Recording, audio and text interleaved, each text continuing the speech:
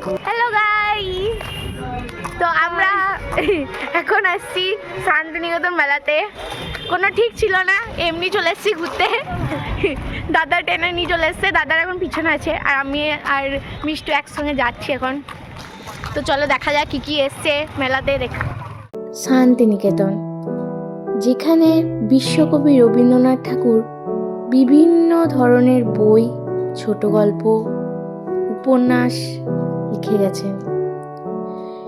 এই জায়গাটা আমাদের বাঙালির মনে একটা আলাদাই মেজাজ এনে দেয়। শুধু তাই নয়, এখানে বিভিন্ন ধরনের বিশ্ববিদ্যালয় থেকে বিভিন্ন ধরনের স্টুডেন্ট এসে নিজেদের ক্রিয়াকলাপ দেখিয়েছেন। তো তোমাদের সাথেও এইটাই শেয়ার করছি আজকে। শান্তিনিকেতনের মেলা, এখানে প্রচুর লোক দেখতে আসে এই মেলাটি, আর বিভিন্ন ধরনের জিনিস, বিভিন্ন ধরনের শিল্প তোমরা এই মেলাতে দেখতে পাবে।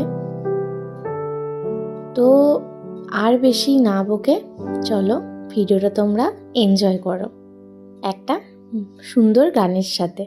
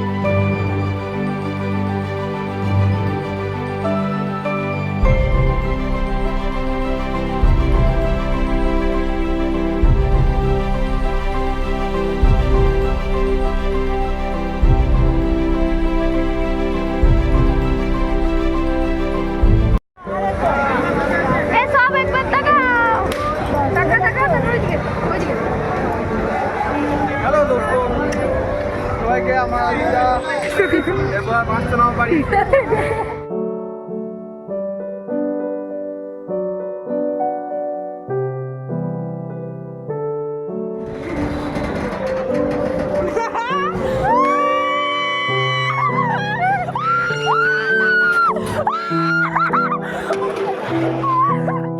এই রাইডটা, আগের রাইডটা চলে আমাদের অবস্থা খারাপ হয়ে গেছে। এবারে আমরা চারজন হয়ে গেছে, তো বেশ আসো না। তো গাইস এখন যাচ্ছি নাগরদোলাতে।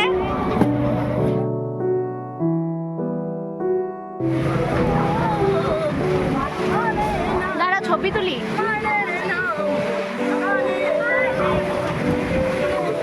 কেমন লাগছে?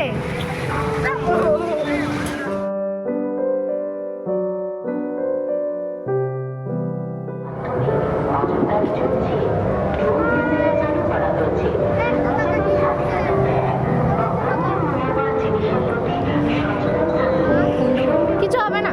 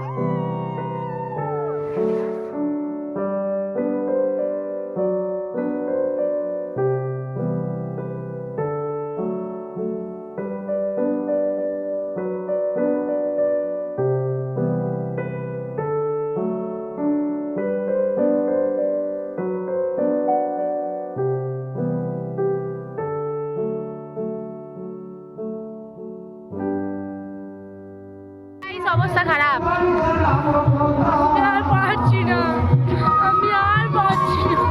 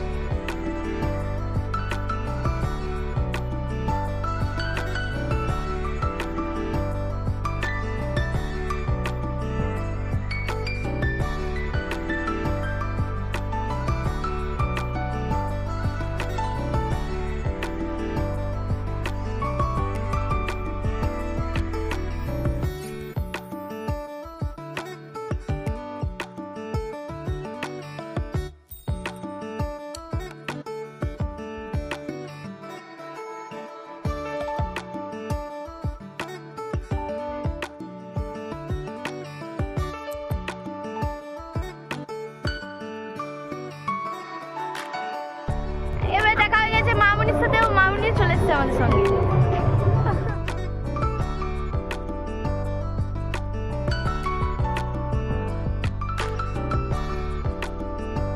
বিশ্বভারতী থেকে কিছু স্টুডেন্ট এসেছিল নিজেদের ক্রিয়াকলাপ দেখানোর জন্য।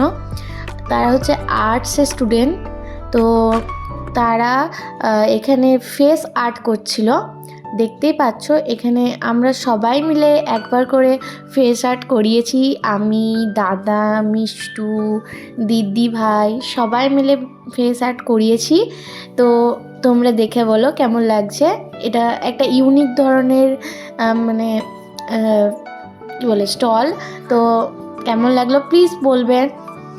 তোমরা ভিডিওটা দেখো লাস্ট পর্যন্ত, আশা করি ভালো লাগবে তোমাদের।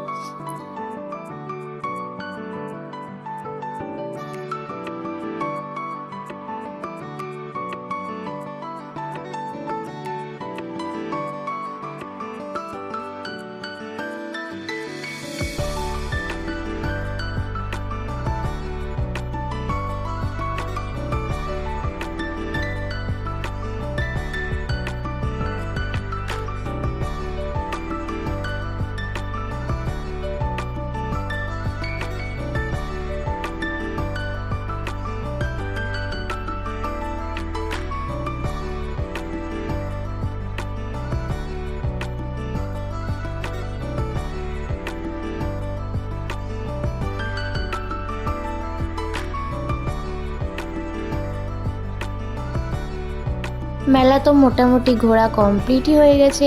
এবারে টুকিটাকি খাবার খেলাম, যেমন এখানে পিঠে করছিল সেটা খেলাম, দেন এখানে ফেমাস মোমো খেয়ে এখন যাচ্ছি বাড়ি।